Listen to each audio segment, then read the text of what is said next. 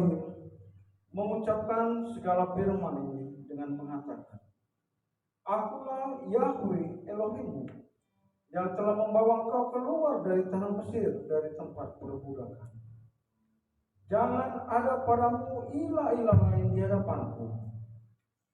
Jangan membuat patung bagimu yang menyerupai apapun di langit di atas, atau apapun yang ada di bumi di bawah, atau yang ada di dalam air di bawah bumi. Jangan bersujud kepada mereka, dan jangan melayani mereka. Karena akulah Yahweh Elohimmu, Elohim yang cemburu, yang memperhitungkan kesalahan bapa kepada anak-anak, kepada generasi yang ketiga, dan kepada yang keempat, kepada mereka yang membenci aku. Tetapi yang melakukan kebaikan kepada beribu-ribu orang, kepada mereka yang mengasihi aku, dan kepada mereka yang memelihara perintah-perintahku. Jangan menyebut nama Yahweh Elohimmu untuk kesia-siaan. Karena Yahweh tidak akan membebaskan orang yang menyebut namanya untuk kesia-siaan. Ingatlah hari Sabat untuk menguduskannya. 6 hari engkau seharusnya bekerja dan melakukan segala pekerjaanmu. Tetapi hari ke-7 adalah Sabat bagi Yahweh Elohimmu. Setiap pekerjaan janganlah engkau lakukan, baik engkau atau anak laki-lakimu atau anak perempuanmu, budakmu atau wanita pelayanmu, atau ternakmu, ataupun orang asing yang ada di dalam gerbangmu. Sebab 6 hari lamanya Yahweh telah menjadikan langit dan bumi, laut dan segala isinya, dan dia beristirahat pada hari ke-7 itu. Oleh karena itu, Yahweh memberkati hari Sabat itu dan menguduskannya. Hormatilah ayahmu dan ibumu, supaya lanjut umurmu di negeri yang Yahweh Elohimmu berikan kepadamu. Jangan membunuh, jangan berzina, jangan mencuri, jangan mengucapkan kesaksian dusta terhadap sesamamu. Jangan mengingini rumah sesamamu. Jangan mengingini istri sesamamu, atau budaknya, atau wanita pelayannya, atau lembunya, atau keledai jantannya, ataupun segala sesuatu yang menjadi milik sesamamu.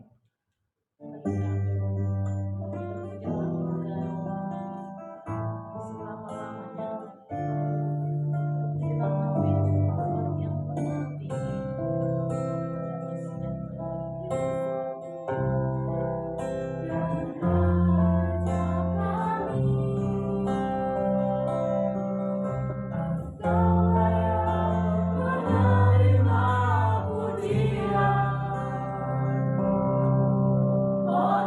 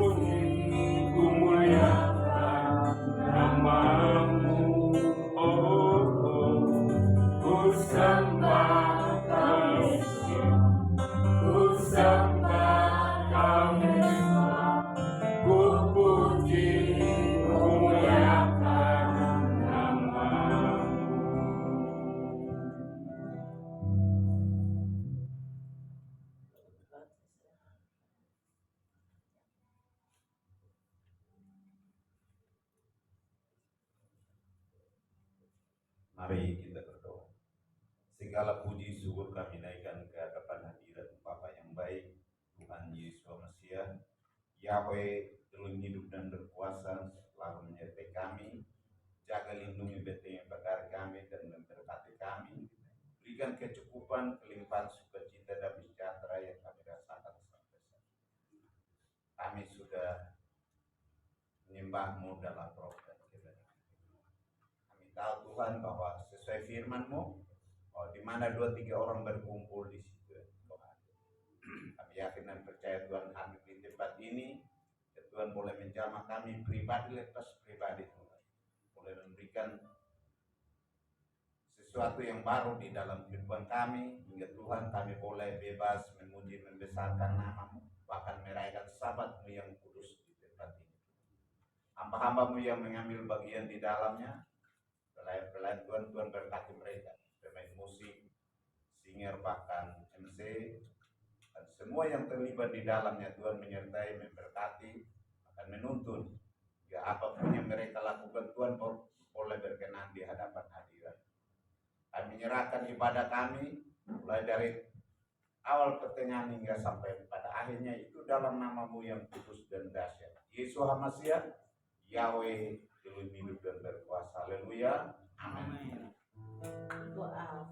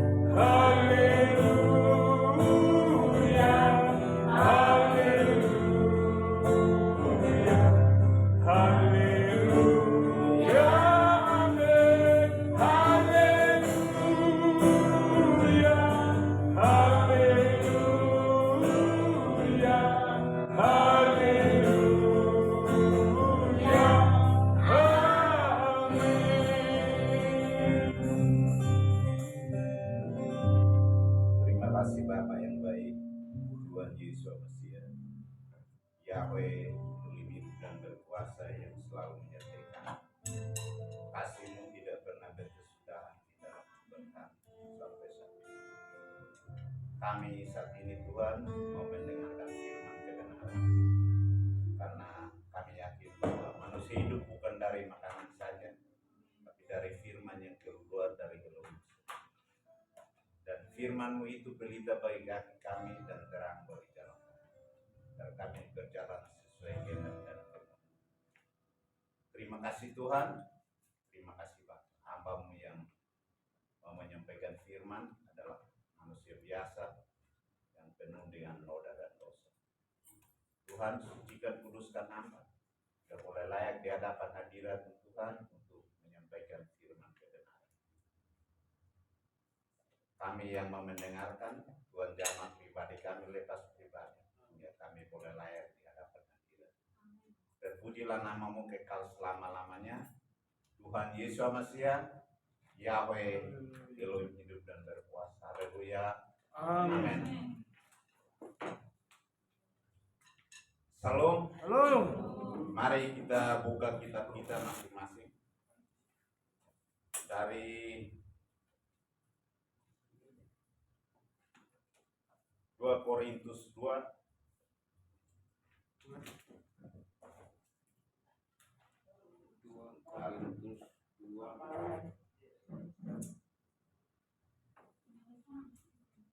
2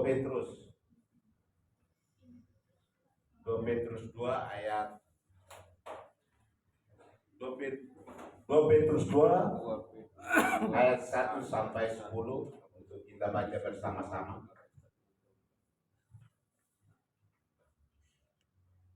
2 Petrus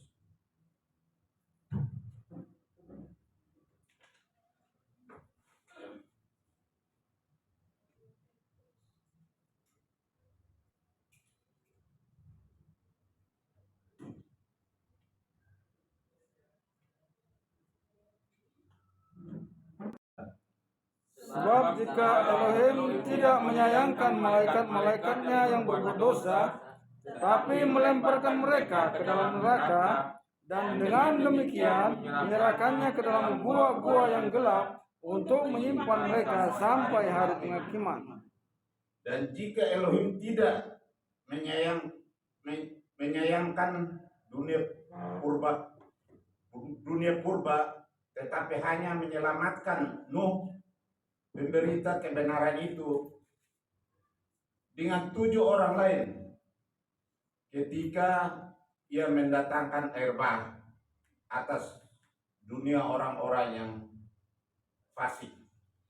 Dan jikalau Elohim membinasakan kota Sodom dan Gomora dengan api, dan dengan demikian memusnahkannya dan menjadikannya suatu peringatan untuk mereka yang hidup masih di masa-masa kemudian. Tetapi ia menyelamatkan Lot, orang yang benar, yang terus-menerus menderita oleh cara hidup orang-orang yang tak mengenal hukum dan yang hanya mengikuti hawa nafsu mereka saja.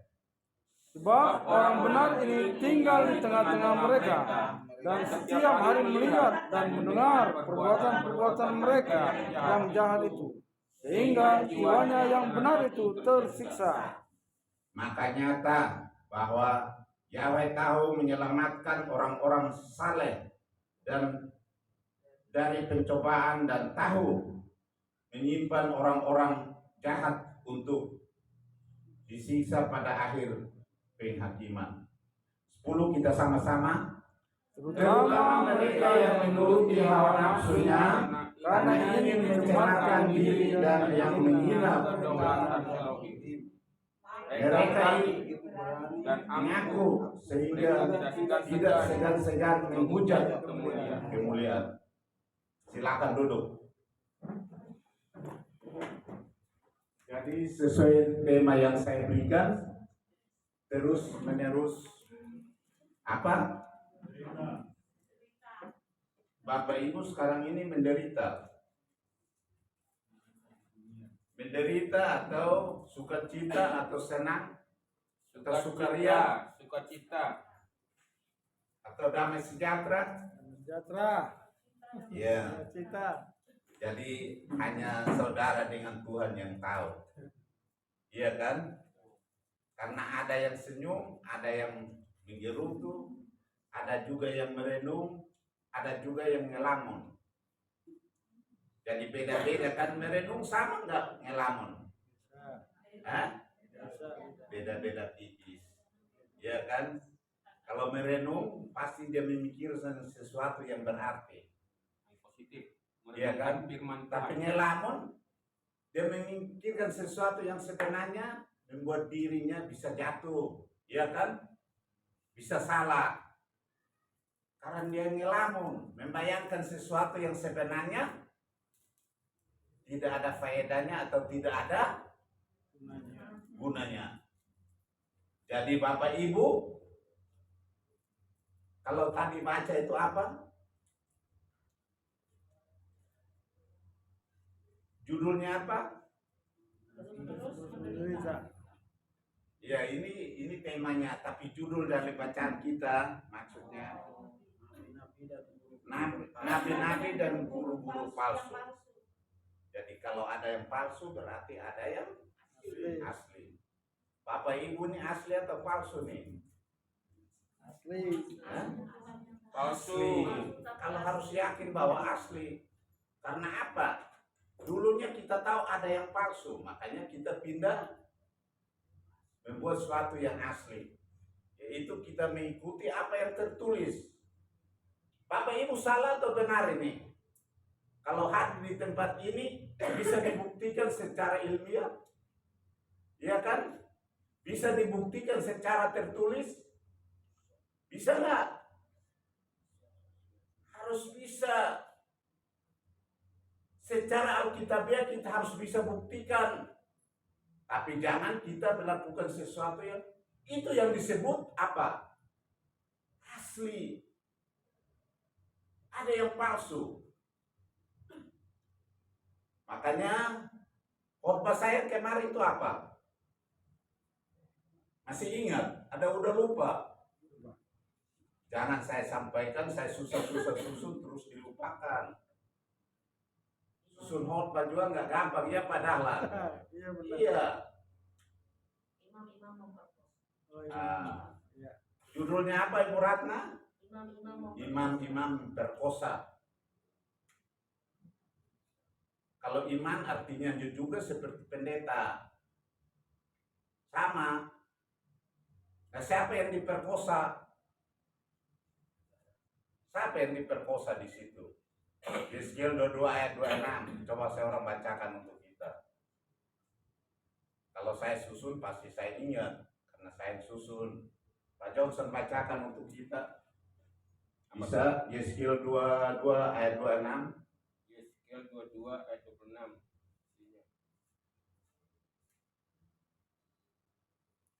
Yeskiel 22 ayat 26. Imam-imamnya memperkosa hukum Tauratku dan menjadikan hal-hal yang kudus bagiku. Mereka tidak membedakan antara yang kudus dengan yang tidak kudus dan tidak mengajarkan perbedaan antara yang najis dengan yang tahir. Mereka menutup mata terhadap hari-hari Sabatku. Demikianlah aku dinajiskan di tengah-tengah mereka. Nah, itu firman. Itu jelas-jelas imam-imam. Kalau di dalam kitab suci kayaknya nggak ada pendeta di situ ya. Ada nggak? Yang adanya imam. Ya imam tuh ada imam besar, iya kan? Iya kan? Nah, imam-imam itu dia belajar tentang apa yang sebenarnya harus disampaikan. Nah, sekarang dia memperkosa hukum Taurat. Hukum Taurat itu apa? Hukum Taurat adalah pengajaran dari siapa? Pengajaran dari Tuhan. Nah, hukum Taurat itu yang mana? Kemarin kita dengar khotbah dari Pak Dahlan, ada 3 kitab suci atau 3 kitab yang ada dalam berapa Pak? 5 kitab yang ada di dalam Alkitab atau Taurat. Nah itu semua 5 itu tergantung sesuai apa yang diberikan Tuhan. Jadi itu semua itu tercantum atau tergantung kepada yang diberikan Tuhan. Diberikan Tuhan itu ada berapa? Ada berapa? Diberikan Tuhan atau dari Musa? Kenapa dari Tuhan? Jadi 10 firman itu ada tulisan tangan Tuhan sendiri. Itu bukan Musa yang tulis. Musa yang tulis atau Tuhan yang tulis? Hah? Dari Tuhan. Siapa? Tuhan itu sesudah dia menuliskan di dalam 2 loh batu itu dia berikan kepada siapa? Musa. Jadi di dalam Alkitab itu hanya tulisan Tuhan itu ada 10 aja. Yang lain itu penyebaran dari semuanya itu. Makanya Musa membuat aturan-aturan bagaimana kita mengerti tentang kitab suci. Iya kan? Sesuai 5 kitab yang kita tahu. Itu aturan-aturan. Nah, Kalau Musa bersama Tuhan itu 40 hari gimana ceritanya? Dia nggak tahu tentang apa yang Tuhan harus berikan kepada dia.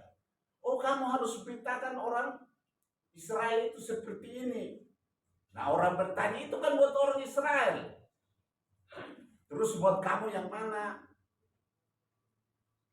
Buat kamu yang mana? Buat kita yang mana itu? Hah?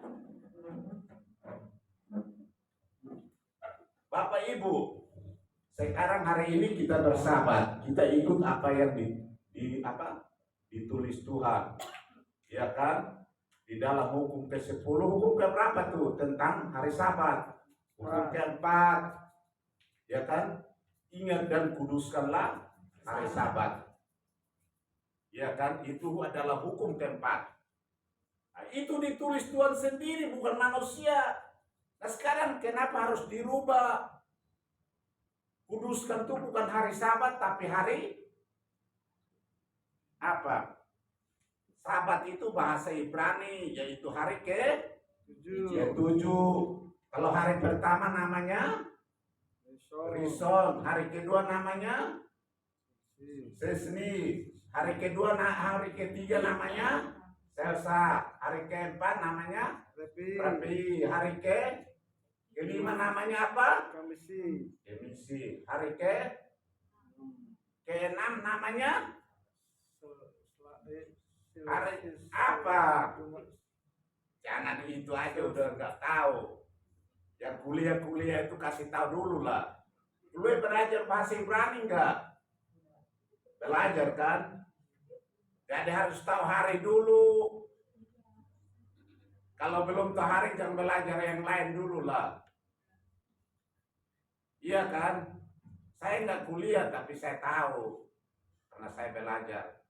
Makanya belajar supaya jangan disesatkan. Nah, ini kita belajar, kita tahu bahwa yang tadi itu kita baca, yang tadi Pak Johnson baca tuh, ini disesatkan orang-orang yang terpelajar. Imam-imam itu orang terpelajar, bukan orang sembarangan. Imam-imam besar. Iya kan? Nah, mereka menutup mata tentang hal-hal yang kudus. Harus tahu yang kudus itu dari mana, yang tahir yang mana, dan yang haram yang mana, harus tahu. Nah, menutup mata tentang hari Sabat. Hari Sabat itu bukan punya kita. Karena Tuhan sendiri, aku memberikan hari Sabat ini menjadi suatu tanda antara aku dan kamu. Supaya apa? Kenapa dia berikan kepada umatnya? Supaya apa? Supaya orang mengenal kita bahwa apa? Mengenal kita supaya apa? Bahwa kita adalah umat Tuhan. Jadi kalau kita datang bersahabat jangan takut. Orang tanya, oh saya mau ke gereja. Iya, saya mau ke gereja. Kok gereja hari Sabtu? Iya, kan hari Sabat. Cukup aja begitu. Itu hari yang ditentukan Tuhan. Tertulis di mana? Kasih itu. Keluaran 20 ayat berapa? Keluaran 20 ayat 7 atau ayat 8? Ayat 8 ya. Nah, Keluaran 20 ayat berapa? Ingat dan kuduskanlah hari Sabat. Ayat berapa? Ayat 8. Kasih itu ayat ini. Ingat dan kuduskanlah hari Sabat. Nah, itu menjadi satu tanda supaya orang mengenal kita. Nah, sekarang kita ada nih ya cukup banyak nih, kita udah 10 orang. Ya banyak juga lah. Lebih daripada itu. Kalau tadi kita baca, kenapa Tuhan itu menghukum dunia? Ini kalau kita baca dari pertama, si Nuh itu tersisa karena orang-orang yang apa? Membuat sesuatu yang tidak sesuai dengan firman Tuhan. Jadi kita nih orang-orang benar itu kita di mana kayaknya selalu disindir. Tadi pagi kita datang, ketemu Ibu Mariana, kita ngobrol-ngobrol. Ibu Mariana cerita, oh teman-teman tanyain, ajak Natal kan? Oh ibu nggak Natalan ya? Terus Ibu Mariana jawabnya apa? Saya Natalan tapi bukan sekarang. Saya Natalannya bulan apa kita? Kelahiran Tuhan itu kita tanya bulan apa? Hari perdamaian itu bulan apa itu biasanya? Iya. Istri bulan 9-10. Jadi kalau kita tak cerita kitab suci itu makanya jangan dibolak-balik. Waktu malaikat datang kepada Maria itu bulan apa? Di dalam kitab suci itu bulan apa? Saudara-saudara yang itu tuh yang kuliah.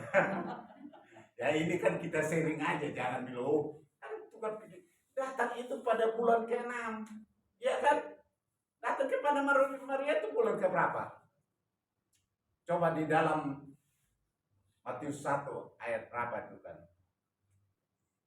Saat itu malaikat Gabriel datang kepada Maria dan dia katakan engkau akan mengandung dan akan melahirkan. Waktu itu bulan ke-6. Nah itu mundurnya. Mulai dari situ kan dia mengandung. Berarti tambah berapa hari lagi? Ya 9. Kan dia manusia normal. 3 bulan lagi. Iya. Jadi perhitungannya seperti itu. Kenapa jatuhnya sekarang? Nah itulah kita yang tahu. Oh kita tahu oh, ini asli dan ini palsu. Ini sesuatu yang dibuat-buat dan ini yang aslinya. Jadi kelahiran, kematian dan kebangkitan itu menandakan tentang apa? Tentang apa Bapak Ibu? Menandakan Sabat. Kelahiran juga menandakan Sabat. Kenapa dia tandain Sabat? Karena itu tanda perjanjian. Dia berikan dirinya itu untuk manusia. Menjadi satu tanda. Supaya orang mengenal bahwa kita adalah umat Tuhan. Berapa orang yang dipilih Tuhan waktu diselamatkan? Zaman Nuh. 8. Berapa? 8. Tadi sudah baca, Nuh tambah 7 orang lagi kan? Ya. Berarti 8 orang. 8 orang yang selamat. Iya kan? Berapa ribu orang yang dibinasakan. Jadi Tuhan gak butuh banyak-banyak. Kemarin pas kita pulang dari sini, pas ada perayaan Natal di Istora. Natal apa? Natal Tiberias. Kue macetnya minta ampun. Kita mulai masuk tol ini aja sudah macet. Iya kan? Dan kalau kita lihat berapa banyak orang itu sebenarnya. Hitungnya berapa? Jutaan orang, ribuan orang. Penuh Istora.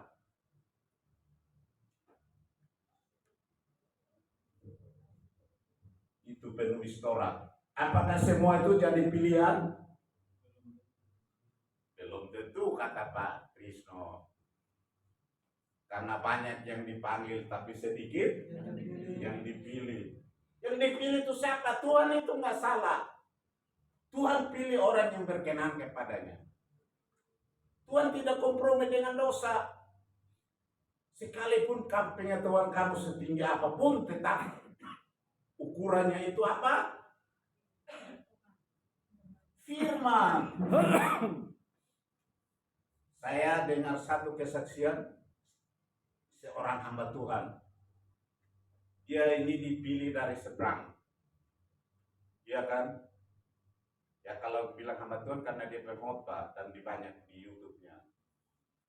Dia diusir dari keluarganya. Dia keluar tanpa uang sepeser pun. Ya kan? Dia nginap di tempat orang-orang yang dia kenal. Orang-orang yang kuliah terus yang kos. Jadi tiap hari hanya dia mau butuh makan, dia cuci-cuci pakaian mereka. Cuci. Itu berjalan lama.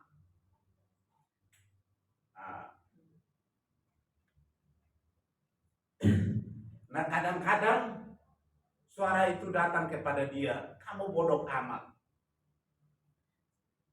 Iya kan? Di rumah itu kamu bebas. Bebas apa kan? Kamu punya pembantu, iya kan? Kamu tinggal makan, minum, tidur. Kenapa kamu keluar begini? Tapi disitulah dia tidak tahu harus dia buat apa, karena dia memang ingin untuk Tuhan. Makanya ikut Tuhan itu menderita atau senang? Menderita sementara, Pak. Jadi jangan takut dengan penderitaan. Makanya kan saya suka gitu kan. Kalau mau siapa yang di sini mau mulai lihat mujizat Tuhan? Gak bisa melihat mujizat Tuhan kalau tidak ada tantangan. Gimana kamu lihatnya? Kamu harus lihat itu dari tantangan. Ada. Makanya kan dia cerita apa? Mulai COVID itu dia dipakai luar biasa. Sampai hari ini dia bangun udah lebih dari ratusan gereja. Dan dia mendirikan sekolah Alkitab di Bandungan. Siapa yang udah pernah ke Bandungan? Saya sudah pernah. Ya Pak. Kita udah pernah di Bandungan. Bandungan itu kota dingin, macam kayak Bogor dingin. Nah, jadi dia mendirikan sekolah Alkitab di sana.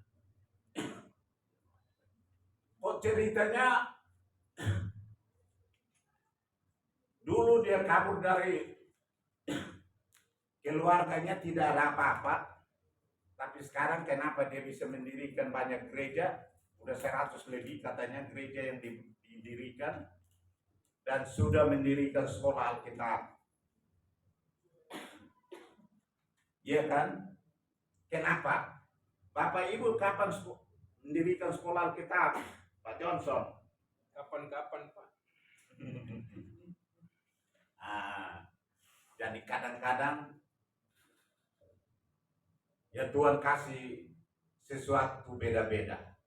Tidak sama. Demikian contohnya seperti tadi kita baca. Kita baca itu apa tadi? Kalau saya kasih judulnya terus menerus apa? Menderita. Kenapa dia menderita? Kan dia dipilih Tuhan. Siapa yang menderita cerita tentang ini? Nuh. Jadi firman Tuhan itu sudah jelas bahwa orang benar itu pasti menderita. Iya kan? Karena apa?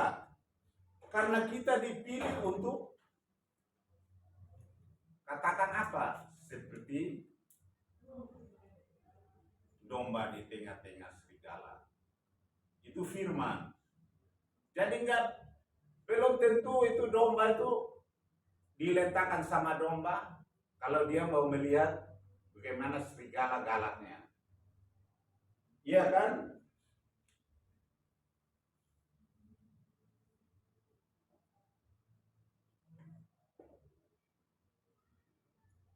Jadi cerita ini bagaimana kita melihat penderitaan ataupun apa?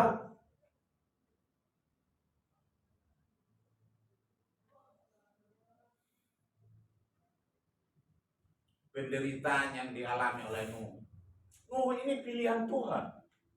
Iya kan? Tapi dia menderita. Demikian pun contoh lain siapa? Lot. Lot di dalam firman itu adalah orang. Di situ apa katakan apa? Lot adalah orang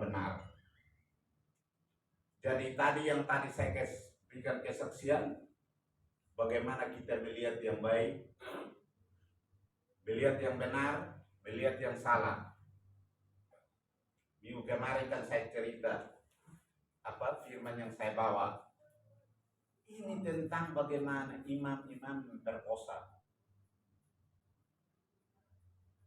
Jadi itu kata, kalau berposa itu secara bahasa ininya apa? Membuat sesuatu yang tidak apa? Tidak senonoh. Kalau bahasa ilmiahnya bilang ruda paksa ya. Pemaksaan. Nah, ini orang-orang yang istilahnya punya kedudukan. Kalau saya tidak ada kedudukan. Karena saya ini bebas, tidak ada gaji. Tidak ada yang dibayar. Saya rela bekerja untuk Tuhan, memberitakan firman. Makanya saya pernah diminta jawaban di satu tempat yang istilahnya gereja lain. Terus sesudah khotbah dikasih amplopnya. Saya kasih tahu istri, oh segini nih, istri bilang udah nggak apa-apa gitu kan. Terus ada yang bertanya kepada saya, jadi kira-kira kan mereka sudah lihat YouTube saya, khotbah saya, kamu diminta pas khotbah hari Minggu kamu mau nggak? Jangankan hari Minggu, hari Jumat juga saya mau. Kenapa saya mau? Kenapa? Kan saya bukan maksudnya itu milih-milih, tapi saya memberitakan firman. Itu yang penting. Jangankan hari Minggu, hari Jumat juga saya mau. Jangankan malam, siang. Jangankan siang, malam juga saya mau. Jadi begitu. Terus kalau kamu, memang saya tidak dibayar kalau saya mau itu mah. Jadi yang penting itu bagaimana kita hidup dalam Tuhan. Kita tahu bahwa ada yang palsu berarti ada yang asli. Nah inilah kita tahu bersama. Makanya sekarang ini, makanya kan seperti yang tadi saya bilang, Ibu Mariana katakan seperti saya begitu. Nah, begitu pertanyaannya. Kalau sekarang Bapak Ibu diundang untuk ikut ibadah. Sekarang ini bukan tanggal yang akan datang, bukan. Sekarang ini Bapak Ibu diundang untuk ikut ibadah. Bapak Ibu ikut enggak?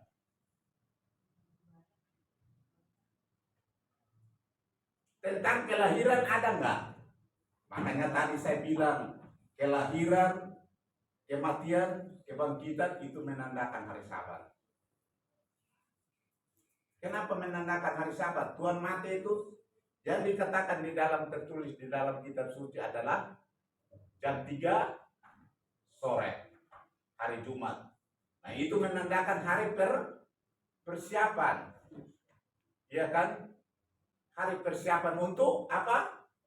Untuk Sabat. Sabat itu hari apa? Hari Sabtu.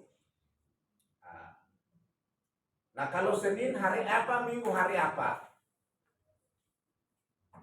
Hari ke-7 kalau sesuai dengan hari pertama. Kalau sesuai dengan apa yang tertulis. Karena apa? Di situ dikatakan hari pertama minggu itu. Benar gak tuh? Coba baca tentang hari pertama minggu itu Maria Magdalena dan Maria Ibu Yesua. Mereka menyiapkan rempah-rempah untuk ke kuburan. Itu hari pertama. Jadi hari pertama itu orang kemana? Maksudnya Maria Magdalena kemana? Ke kuburan. Mereka ke kuburan dan karena itu sesudah mereka Sabat. Hari pertama minggu itu mereka ke kuburan. Menyiapkan rempah-rempah untuk. Dan mereka menemukan kuburan itu sudah kosong. Dan mereka bertemu dengan siapa? Bertemu dengan siapa? malaikat apa-apa. Bertemu dengan malaikat dan bertanya kepada mereka, apa yang kamu cari? Hah? Yang kamu cari sudah apa? Sudah bangkit. Jadi kalau di dalam Keluarannya tentang hari pendamaian, itu juga menandakan persatuan lahir seperti juga yang dia saat dia mati dan dia bangkit.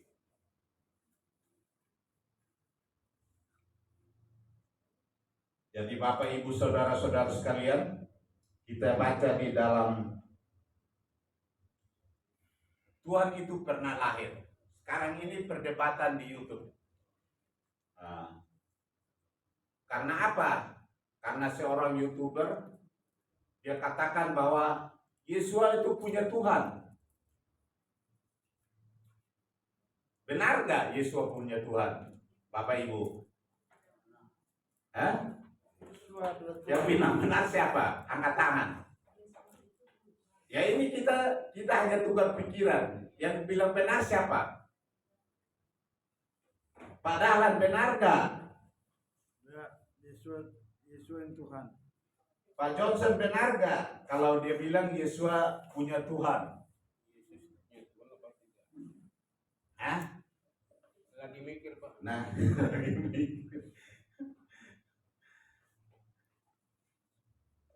karena mereka berdasarkan apa yang waktu dia mati di atas kayu salib. Saya jawab, Pak ya. Ya, Yesus memiliki Bapa, namun pada saat yang sama ia sendiri adalah Bapa yang menjadi manusia. Jadi jawabannya dia manggil Tuhan kepada Bapa, tapi pada saat yang sama ia sendiri adalah Bapa yang menjadi manusia. ya. Mungkin terdengar membingungkan, namun Alkitab menjelaskan begitu dari dua sisi yang saling melengkapi, Pak. Nah. Ibu Reva, Mama bisa kasih itu. Ya, mungkin dari Pak Trisno. Ya, ada yang lain mungkin Ibu Ratna bisa tambahkan. Ibu Yuni mungkin. Jadi kadang-kadang membuat orang bingung, dan ini perdebatan ini termasuk melibatkan orang-orang yang istilahnya doktor, ya kan, profesor. Karena yang lain tenor, yang lain mendukung. Nah ini yang menjadi masalah, karena orang ini terkenal di YouTube karena dia sekarang ini dia banyak menuntun orang-orang yang tadinya dia menyeberang, dia kembali. Dan dia sendiri katakan, ajaran yang di seberang itu saya lebih paham dari mereka semua. Dan memang dia paham sekali. Iya kan? Nah ini jawabannya, kita harus tahu. Kita harus posisikan Tuhan itu pernah jadi manusia. Iya kan? Dan dia kembali jadi Tuhan. Iya kan? Dia datang sebagai Tuhan. Dia menjadi manusia. Dia pernah mengajari kita kan? Berdoalah demikian. Ya Bapa kami yang di surga, dikuduskanlah namamu. Itu secara manusia. Demikian pun waktu di kayu salib. Ya Bapa, ke dalam tanganmu kuserahkan nyawaku. Dia punya Bapa. Itu secara manusia. Ya kan? Ya, jadi berarti dia punya Tuhan, tapi dia juga Tuhan sendiri. Dia datang sebagai manusia disebut Tuhan karena dia mewakili siapa? Mewakili saudara dan saya sebagai manusia. Tapi sebenarnya kedudukan dia adalah Tuhan. Karena di surga hanya ada satu takhta.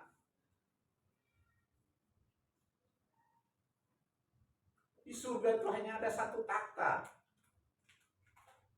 Karena di dalam firman-Nya dia bilang apa? Aku dan Bapa adalah 1 Berapa di mana tertulis? Yohanes 10:30, Pak. Yohanes 10 ayat aku dan Bapa adalah satu. Nah terus apa lagi? Tapi jawabannya lain lagi, ada yang lain. Nah, makanya dia datang sebagai manusia, tapi dia adalah Bapa itu sendiri. Aku di dunia memuliakan namamu. Nah, dan aku telah menyelesaikan semuanya. Sesudah itu pun dia akan kembali ke taktanya. Aku akan datang kembali menjemput orang-orang yang hidup dan berkenan kepadanya. Makanya bagaimana Bapak Ibu mau berkenan kepada Tuhan? Apa yang kita harus lakukan? Terus ada firman lain sering dipakai hamba Tuhan, bukan hamba Tuhan, pengkhotbah atau yang di YouTube dikatakan begini, pada hari terakhir orang akan datang, ya kan, aku menyembuhkan orang demi namamu, ya kan, aku bernubuat demi namamu, aku membaptis orang demi namamu. Tapi saat itu Tuhan dia berkatakan apa? Aku akan berterus kepada kamu dan aku tidak mengenal kamu, karena kamu membuat apa? Kejahatan apa yang dibuat? Pertanyaannya. Nah ini yang disebut asli dan palsu. Kejahatan apa yang dibuat? Nah Tuhan itu ada pengadilannya. Pengadilan itu apa? Hanya dia punya apa? Hukumnya ada berapa? Ada 10, ya kan? Iya kan? Ada 10. Jangan membuat bagimu patung, menyerupai apapun yang ada di bumi, di bawah. Ya kan? Menyerupai apa? Pohon boleh nggak? Bikin pohon. Pohon patung pohon. Kan menyerupai apapun nggak boleh. Jangan membuat. Bukan menyembah aja, membuat aja nggak boleh. Itu firman Tuhan. Terus boleh bikin patung-patung yang lain, boleh. Yang orang pakai topi putih dan topi merah putih kan, minta-minta. Boleh gitu nggak bikin? Nah itulah yang dihakimi, patokan. Firman Tuhan yang dipakai untuk mengadili itu hanya 10. Jangan membuat bagimu pertama itu nama. Jangan menyebut nama Tuhan dengan sembarangan. Orang tidak mau menyebut. Ini bukan sembarangan lagi, mengganti. Makanya tadi Ibu Mariana bilang kita, saat itu temannya tanya, dia kan, temannya tanya dia, kok kamu mengganti nama Tuhan? Yang ganti, yang pakai Yesus atau yang pakai nama lain? Nama aslinya siapa? Makanya harus tahu asli palsu. Nama aslinya itu yang diberikan siapa? Diberikan siapa? Namanya itu diberikan siapa? Diberikan Yusuf. Enggak, yang namanya Yesua. Itu dari Yusuf atau dari siapa? Dari surga. Hai Maria, hari ini telah lahir bagimu juru selamat di kota Daud. Engkau akan mengandung dan melahirkan. Ini kan firman lain, itu sambungannya, sebenarnya belakangnya. Yang hari ini telah lahir, karena dia belum mengandung. Yang mengandungnya dikatakan apa? Hai Maria, engkau akan mengandung dan akan melahirkan seorang anak. Dan engkau akan menamai dia. Siapa yang bilang gitu? Yusuf. Itu nama dari surga, bukan main-main. Ini bukan diganti ini. Disebut dengan sia-sia tapi diganti. Nah, terus mulai perdebatan lagi dengan nama Bapak. Ya kan? Orang-orang berilmu katakan apa?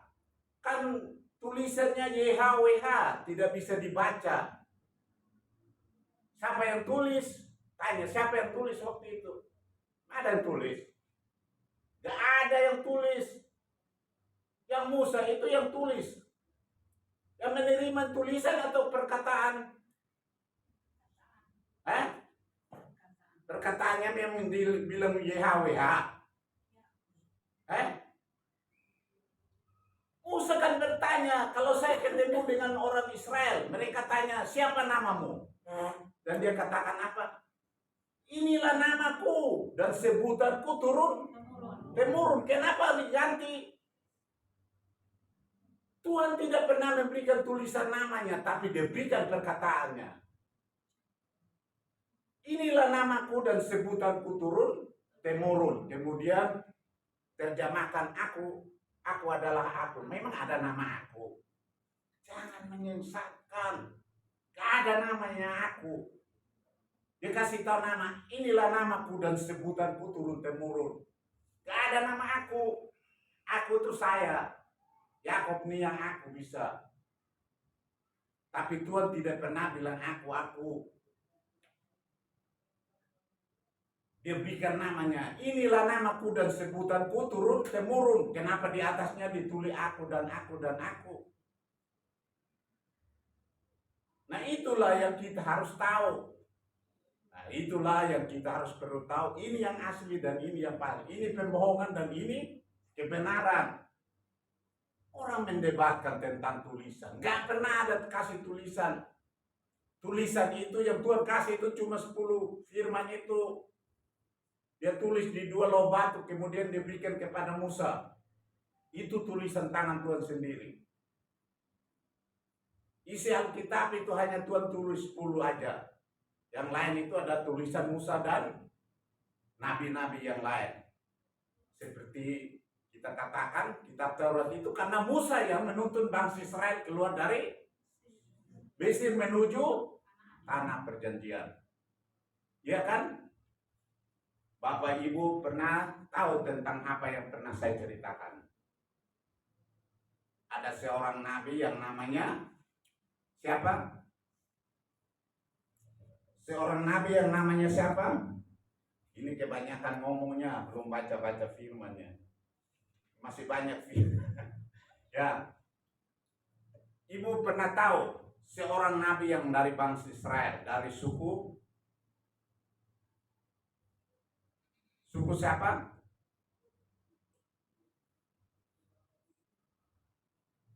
Suku Manase. Ada nabi yang dari suku Manase. Kebanyakan nabi itu dari mana? Dari suku siapa? Suku Lewi. Tapi Tuhan juga menunjuk seorang nabi yang dari suku Manase. Namanya siapa? Gideon. Pernah cerita itu? Pernah nggak? Gideon anaknya siapa?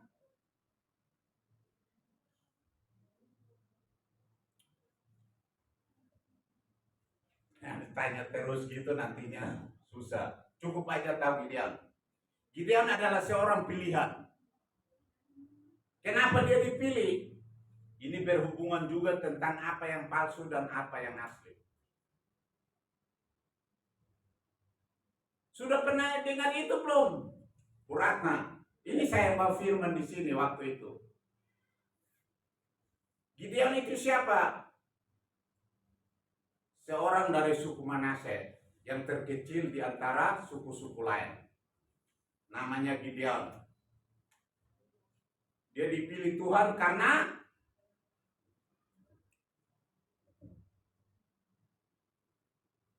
bangsa-bangsa Israel itu sudah serong. Mereka kembali menyembah berhala. Baal-baal, tiang-tiang berhala. Dan termasuk ayah dari Gideon itu sendiri. dia mendirikan tiang-tiang berhala dan Baal-Baal untuk disembah. Nah, Tuhan datang kepada dia, hai Gideon, dipilih untuk menuntun menyelamatkan bangsa Israel. Iya kan? Gideon dipilih.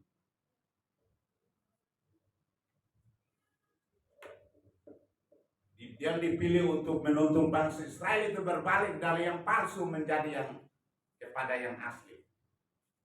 Menuntun mereka, Tuhan memilih dia. Nah, kemudian dia bilang apa? Bawalah orang-orang Israel ke sini yang mau untuk ikut berperang. Berapa orang dibawa? Karena suku Midian itu lebih dari banyak sekali tidak terhitung, kata firman. Berarti banyak banget kan? Iya kan? Yang datang berapa ribu orang? 32.000. 32.000 orang. Nah, itu banyak nggak? Banyak, 32.000 orang itu banyak. Tapi Tuhan Yesus sendiri, Bapak Yahweh sendiri katakan, hai Gideon, kalau kayak gitu kebanyakan. Nanti kalau mereka menang, mereka sombong. Nah ini manusia itu biasa kalau sudah menang sombong. Iya kan? Akhirnya Tuhan bilang, tanya kepada mereka, siapa yang takut? Berarti nggak usah ikut, pulang. Akhirnya yang takut itu lebih daripada 10.000 orang. Mereka kembali. Karena apa? Mereka takut. Dan bawa kepada Tuhan bilang itu masih banyak. Sekitar lebih masih 20.000 orang. Nanti mereka menang, mereka sombong lagi. Terus apa yang Tuhan tuntun? Jadi Tuhan menuntun, kalau menuntun orang untuk mengetahui kebenaran, berarti cara-cara Tuhan. Makanya saya bilang, Ibu Mariana jangan mikirkan pahaposan. Kalau itu cara Tuhan pasti ada waktunya. Iya kan? Demikian pun begitu. Bikin Pak Johnson. Pak Johnson mulai. Jadi 30.000 orang lebih. Gimana? Dia bilang bawa mereka turun minum. Apa yang mereka turun minum? Tuhan bilang kalau yang minum langsung dengan mulutnya seperti anjing, itu suruh pulang. Dan yang minum seperti anjing itu lebih daripada 300. Jadi tinggal 300 orang yang berkenan. Jadi jangan minum seperti anjing. Tapi harus pakai tangan. Nah itu 300 orang menghadap orang yang tidak terhitung jumlahnya. Gimana caranya? Tuhan bilang, berikan mereka sangkakala dan apa, Pak Johnson? Mereka sangkakala dan apa? Buyung. Buyung itu apa? Tempat air. Buyung itu tempat air yang kosong. Berikan kepada mereka buyung dan sangkakala. Kemudian mereka maju, dan jika mereka meniup sangkakala itu alat musik atau bukan? Alat musik. Mereka yang meniup sangkakala, kemudian orang yang memegang apa? Buyung, memecahkan buyungnya dengan bunyi. Nah, kemudian orang Midian itu kemana? Mereka lari sampai ada yang jatuh mati. Makanya semuanya jatuh mati. Karena hanya bunyi itu. Jadi perang melawan orang, cara Tuhan tidak perlu harus pakai senjata. Tuhan punya cara sendiri. Jadi kalau Bapak Ibu mau menang atas masalah, atas penderitaan, ya kan? Jangan pakai cara sendiri. Tapi minta Tuhan memberikan caranya. Ya kan? Supaya sesuatu itu sesuai dengan kehendak Tuhan. Akhirnya mereka tangkap rajanya atau pimpinannya, dipotong kepalanya, dibawa ke siapa? Dibawa menghadap Gideon. Nah, itu 300 orang. Jadi mengalahkan sesuatu, tantangan apapun juga, jangan pakai cara kita sendiri. Ya kan? Penderitaan. Ya kan, di sini dikatakan apa tadi? Judulnya apa? Terus menerus menderita. Jadi kadang-kadang kita berpikir penderitaan ini nggak habis-habis. Ya kan? Bapak Ibu pernah menderita nggak? Sering. Sampai hari ini saya menderita. Menderita apa? Air mata. Ya menderita karena berpikir kan. Pikiran itu membuat kita menderita. Apalagi Tidak berpikir. ketika di samping kita di sini membuat kita untuk menderita. Jadi jangan anak penderitaan suatu apa? Suatu tantangan. Tapi itu untuk membuktikan penyertaan Tuhan. Mari kita baca di dalam Matius 18 ayat 3. Seorang bacakan untuk kita.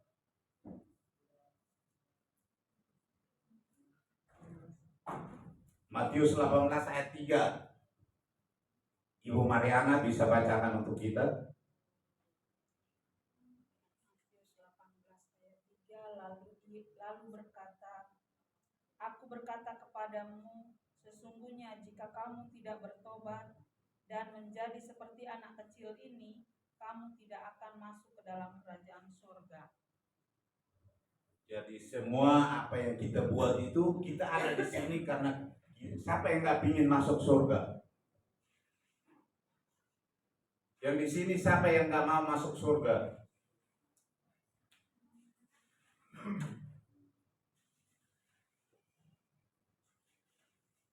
Jadi orang-orang yang berkenan, kita lihat kan seperti Nuh. Nuh itu generasi keberapa? Pak Johnson? Nuh ke-10 ya Pak. Iya. Nuh itu generasi ke-10, Abraham generasi 20, dan Boas generasi. Setiap ada generasi itu ada tandanya. Nah, iya kan? Nuh itu generasi ke-10, terjadi apa? Air bah. Iya kan? Tinggal berapa orang? Tinggal 8 orang. Terus zaman Abraham terjadi apa? Kelaparan. Kelaparan itu Boas. Nah, kalau Nuh itu terjadi 2 suku bangsa yang saling apa? Saling bermusuhan.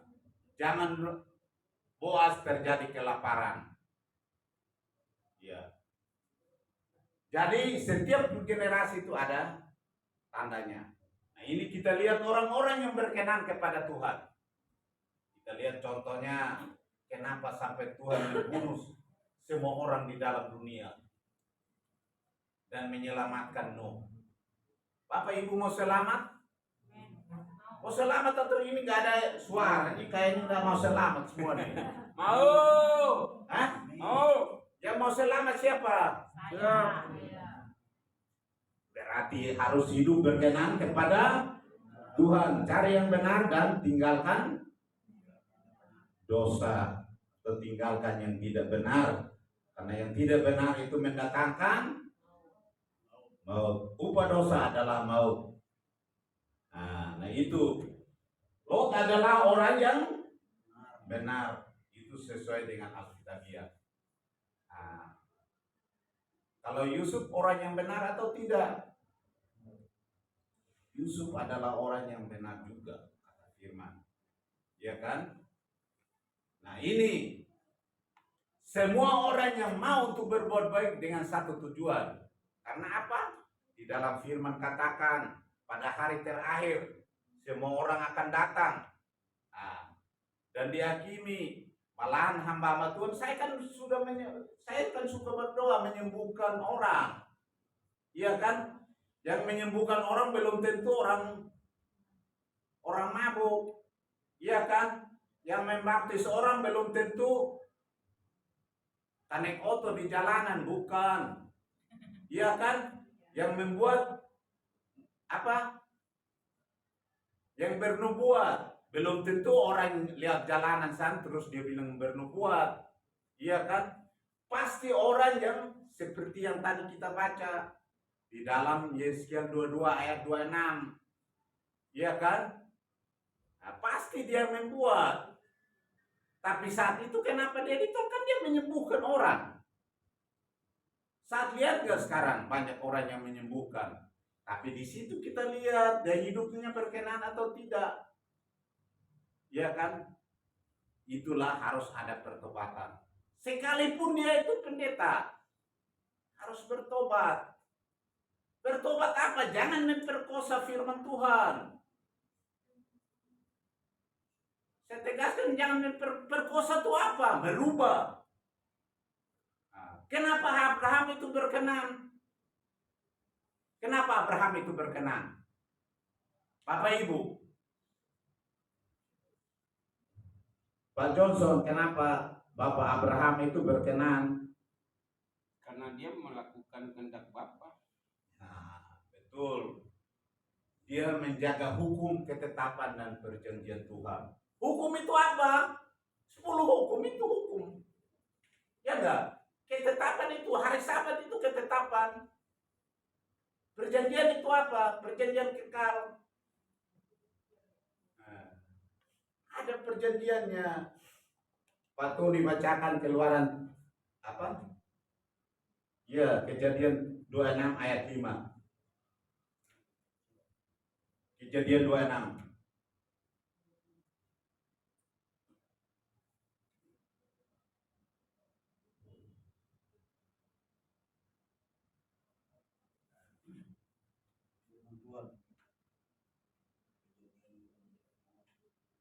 Karena Abraham telah mendengarkan firman-Ku dan memelihara kewajibannya padaku, yaitu segala perintah, ketetapan, dan hukum-Ku. Jadi Abraham itu berkenan. Bapak Ibu mau berkenan kepada Tuhan? Ada di sini karena kita berkenan. Kita melakukan hukum. Ya kan? Ketetapannya, perjanjiannya. Kata Tuhan, di rumah Bapakku banyak tempat tinggal. Aku akan datang kembali. Bapak Ibu mau dijemput? Sekarang mau? Hah? Sekarang mau nggak? Udah siap, memang benar. Bapak Ibu udah siap belum? Pak Johnson udah siap belum? Sudah. Udah siap. Siap mati atau? Siap makan Pak sebentar lagi. Kata Pak Johnson siap makan. Di rumah Bapakku banyak tempat. Aku akan datang kembali menjemput kamu. Supaya di mana aku berada, kamu pun berada. Menjemput siapa? Kuduslah kamu karena aku adalah kudus. Kamu nggak kudus, kamu tidak berkenan. Sekalipun saya tiap hari bercerita, tapi harus menjaganya sesuai dengan apa yang tertulis. Bapak Ibu mau dijemput, jangan sampai ditolak. Aku tidak mengenal kamu karena kamu berbuat kejahatan. Kan dia orang gereja, orang Kristen. Dia menyembuhkan orang, membuat mujizat, iya kan? Iya kan, membaptis orang, iya kan? Terus bernubuat, iya kan? Semua dia lakukan sesuai dengan apa yang tertulis. Ada yang ada, tapi Tuhan bilang, hai, aku tidak mengenal kamu karena kamu berbuat kejahatan. Nah ini yang harus kita catat. Ini orang seorang pendeta nih, kayaknya. Tapi dia ditolak karena bilang berbuat kejahatan. Kejahatan apa yang ditolak?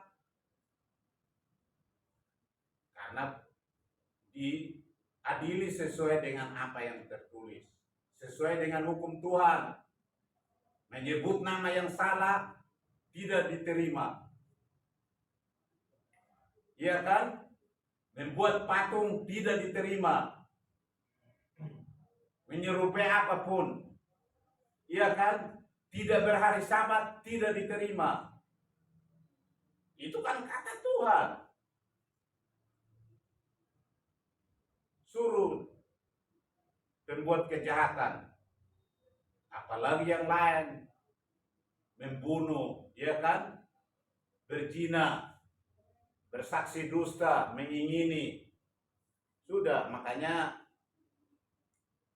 jangan kita mengingini, Pak Johnson. Berarti nggak makan dong kita.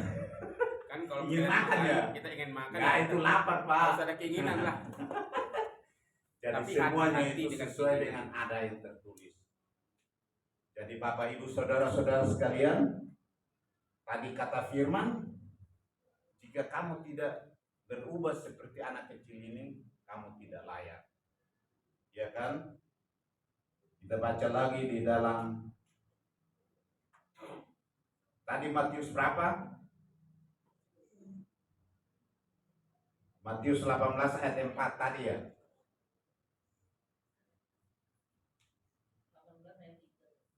Ya, sekarang Matius 18 ayat 6. Seorang bacakan untuk kita. Saudara Reva bisa bacakan untuk kita Matius 18 ayat 6.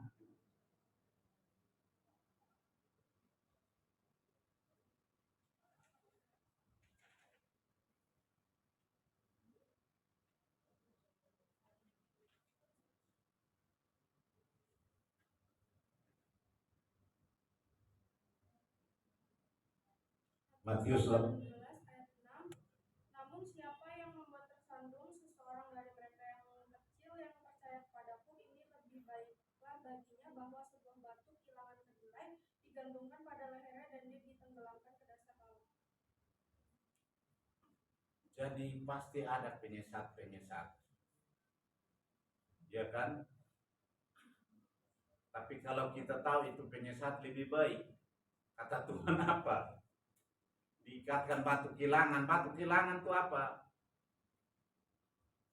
Batu kilangan untuk istilah dulu. Tapi sekarang ini kalau biasa kapal itu yang punya batu-batu untuk jangkar. Ya. Seperti itu. Jadi lebih baik jika dijangkar dan tenggelamkan ke laut. Karena apa harus begitu? Tuhan katakan harus ditenggelamkan karena dia tidak ada guna lagi. Makanya Bapak Ibu jangan jadi penyesat. Iya kan? Termasuk saya. Jadi memang sesuatu yang sebenarnya itu kalau kita lihat semua yang ada, cerita-cerita yang tadi saya ceritakan, Nuh, ya kan, Abraham, ya kan, Lot, dan termasuk Gideon. Kenapa mereka dipakai Tuhan? Karena hidup berkenan kepada Tuhan. Hari ini kita hadir di sini, kita melakukan Sabat karena kita melakukan perintah Tuhan. Bapak Ibu, saya yakin dan percaya bahwa hidup pasti berkenan kepada Tuhan. Amin. Mulai dari sekarang sampai selama-lamanya. Bapak yang memberkati kita semua. Amin. Seperti wanita mengurapi, menangis di bawah kakimu. Demikian hidupku mau mengasihimu. Besok engkau baik-baik.